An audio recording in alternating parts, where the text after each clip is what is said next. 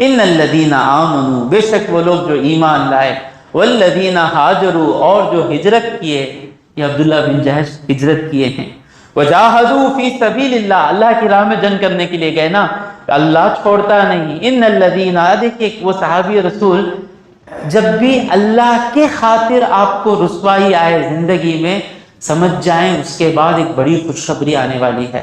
آپ صحیح کام کر رہے ہیں، صحیح نماز پڑھا رہے ہیں، صحیح بیان کر رہے ہیں، آپ صحیح کام کر رہے ہیں، اس وجہ سے لوگ آپ کو ذلیل کر رہے ہیں، رسوا کر رہے ہیں، گالیاں دے رہے ہیں، ڈرنے کی ضرورت نہیں، اللہ بہت بڑی کامیابی لانے والا ہے۔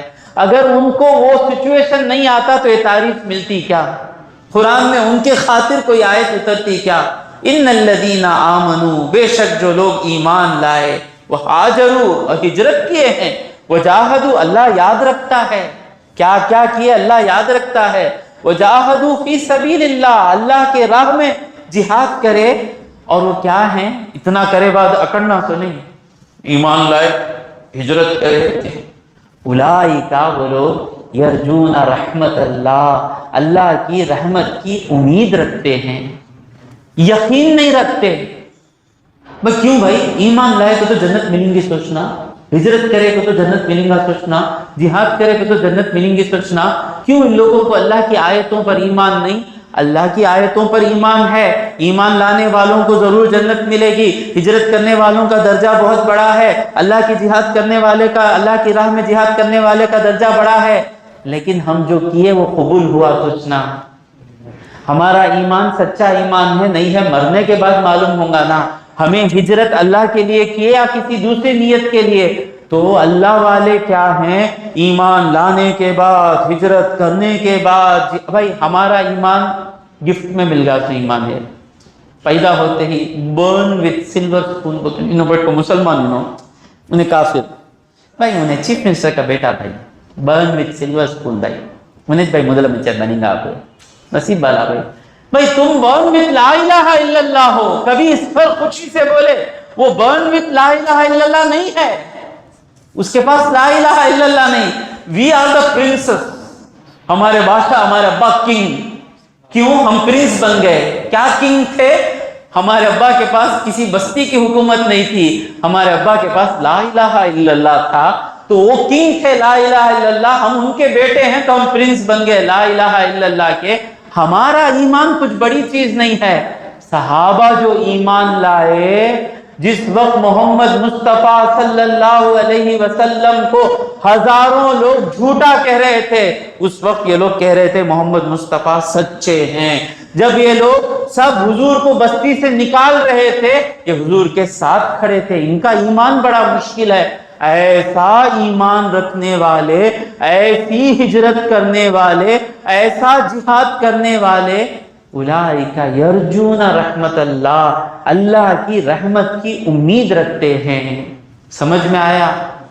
کبھی یقین نہیں کب قبول ہوگا نہیں ہوگا، اور ہمیشہ امید رکھنا اللہ سے۔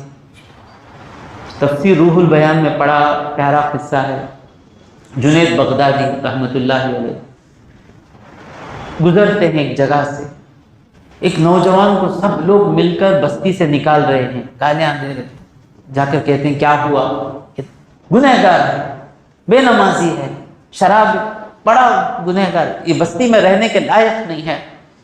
جنید بغدادی پوچھتے ہیں کی بات؟ نہیں حضرت میں سدھر جاتا ہوں حضرت، اس کے بعد میں غلطی نہیں کروں گا حضرت۔ بولتے ہیں دیکھو میری ذمہ داری، یہ کہہ رہا ہے سدھر جاؤں گا، اسے موقع دو، سدھر جائے گا۔ اچھا تمہیں بولتے ہیں اس کے واسطے رکھ لیے۔ اب اس کے بعد چند دن بعد آئے، دیکھے تو پھر وہ بچے کی اماں رو رہی ہے۔ پوچھتے ہیں کیا ماں پھر تمہارے بستی والوں نے تمہارے بچے کو بستی سے نکال دیا ہے؟ نہیں نہیں نہیں، پھر کیوں رو رہی ہو؟ آپ کے جانے کے چند دن بعد میرا بچہ بیمار ہو گیا، سخت بیمار ہو گیا۔ جب آدمی سدھرتا ہے نا، وہ ایمان کی حالت ہی الگ رہتی ہے، اسے جو غم ہوتا ہے، اللہ میرے زندگی کے دن ایسے گزر گئے نا، وہ غم بڑا اس کا رہتا ہے۔ سچی توبہ تھی، غم ہوا تو کہا امی میں مرنے والا ہوں، میرے جنازے کو کسی کو نہیں بلاؤ، باہر زیادہ بلاؤ ان کو کسی کو، کیونکہ پھر میری میت پر آ کر گالیاں دیں گے، غلط آدمی مر گا، ایسا آدمی مر گا بولیں گے۔ تو آپ مجھے کسی کو، زیادہ لوگوں کو مت بتاؤ۔